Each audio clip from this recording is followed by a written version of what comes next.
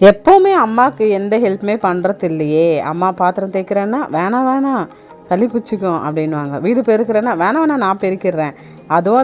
அதுவும் இல்லாமல் நம்மளுக்கும் செய்யணும்னு ஒரு எண்ணமே வரல. அம்மா வீட்டுக்கு வந்தால் ஃபுல் ரெஸ்ட்டு அப்படி தான் வந்து தோணும். இது எங்கள் வீட்டுக்கார் பார்த்தா கேட்பாரு, அப்போ வீட்டில் மட்டும் நீ என்னம்மா அவ்வளோ வேலை செய்கிற அப்படின்னு கேட்பாரு. வீட்லேயும் வந்து சமைக்கிறேன், நான் எல்லா வேலையும் செய்வேன். அப்புறம் வந்து சரி, அம்மா வந்து இட்லிக்கு அரிசி ஊற வச்சுருந்தாங்க. இப்போலாம் கிரைண்டர்லலாம் அரைக்கிறது கிடையாது, அந்த பெரிய கிரைண்டர் தான் ரிப்பேர் ஆகிடுச்சு. அதனால் இப்போ இட்லி தோசை மாவுலாம் அந்த மிஷினில் தான் அரைச்சிக்கின்னு அதில் பண்ணின்னு இருக்காங்க. சரிம்மா, நான் வந்து உனக்கு இட்லி தோசை மாவு அரைச்சின்னு வர கொடுன்னு சொல்லிட்டு நானும் எங்கள் மாமா பொண்ணும் என்ன பண்ணிட்டோம், கிளம்பிட்டோம். அவள் பின்னாடி போனால் முன்னாடி நான் மாவு வச்சுக்கின்னு சரி பக்கத்தில் தானேன்ட்டு போனோம். அப்படியே முன்னமாடா இந்த ரோடெலாம் போடாமல் இருக்கிறாங்க. நான் இருக்கும் போதே இதே மாதிரி தான் இருந்தது. ரொம்ப நாள் ஆச்சு, காரில் போக தெரிய மாட்டுது. பைக்கில் இந்த பக்கம் அவ்வளோ வரத்தில்லை. கண்டிக்கே நம்ம மாம்பாக்கம் போயிட்டு வீட்டுக்கு போயிடுவோம். அதுக்கப்புறம் பார்த்திங்கன்னா சரின்ட்டு மாவுலாம் எடுத்து வச்சுக்கின்னு வேறு லெவலில் போயிட்டு அம்மாவுக்கு மாவு அரைச்சி ஒரு பெரிய உதவி செய்யணும் அப்படின்னு இப்போ நாங்கள் வந்து போயினே இருக்கிறோம். போகிறோம் ரோடு நல்லா இல்லை. என்னோடய பைக்கு வேறு, எனக்கு அந்த பைக்கு டயர்லாம் வந்து பஞ்சர் ஆகிடுமோ, பெட்ரோல் இல்லாமல் நின்றமோ அதே தான். அப்புறம் பார்த்தா எங்கள் அண்ணன் வந்து எதிர்க்க இன்விடேஷன்லாம் வாங்கிக்கின்னு அவன் போகிறான். எங்கே போகிறான்னு பார்த்தீங்கன்னா அவங்க மனைவி வீட்டுக்கு இன்றைக்கி அதை கொடுக்கணும்.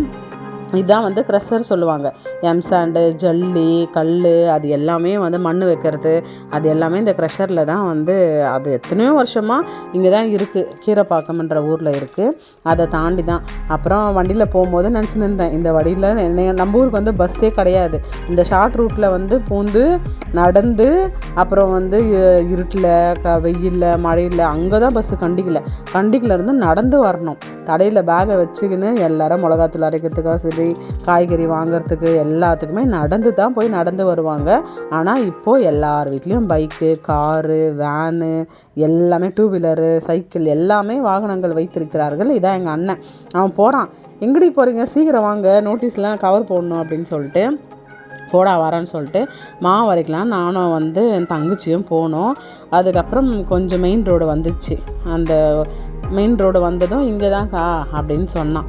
நானும் எந்த கடைமான்ட்டு போனால் கடை வந்து மூடிட்டு இருந்தது. அவங்களுக்கு ஃபோன் பண்ணால் அவங்க வந்து கடையை திறந்து நம்மளுக்கு மாவு அரைச்சி கொடுப்பாங்களாம். நாங்கள் ஃபோன்லாம் பண்ணலை, ஏன்னா அவளுமே புதுசு, அவள் தண்டரை, அவளுமே அவங்க பாட்டி வீட்டுக்கு தான் வந்திருக்கிறா. அவளுக்கும் தெரியல, எனக்கும் தெரியல மாவு எப்படி வந்து அரைக்கணும். ஃபோன் பண்ணால் அவங்க வந்து அரைச்சி கொடுப்பாங்களாம். கடையை சும்மா சாத்திட்டு போவாங்களாம். நாங்கள் 2 பேரும் போனோம். கடையை லாக் ஆகிட்டு இருந்தது. சாத்திட்டு இருக்கவோ நாங்கள் மறுபடியும் வீட்டுக்கே வந்துட்டோம். வேறு எங்கே இருக்குன்னு எங்களுக்கு தெரியல. அம்மாவுக்கு ஒரு உதவி பண்ணலான்னு பார்த்தா இப்படி ஆயிடுச்சே பாப்பா அப்படி சொல்லிவிட்டு நாங்கள் அது வரைக்கும் வீட்டுக்கே வந்துட்டோம். அப்புறம் எங்கள் அப்பாவே போயிட்டு அரைச்சிட்டு கொடுத்தாரு. நீங்கள் எல்லாம் உங்கள் அம்மா வீட்டுக்கெலாம் போனால்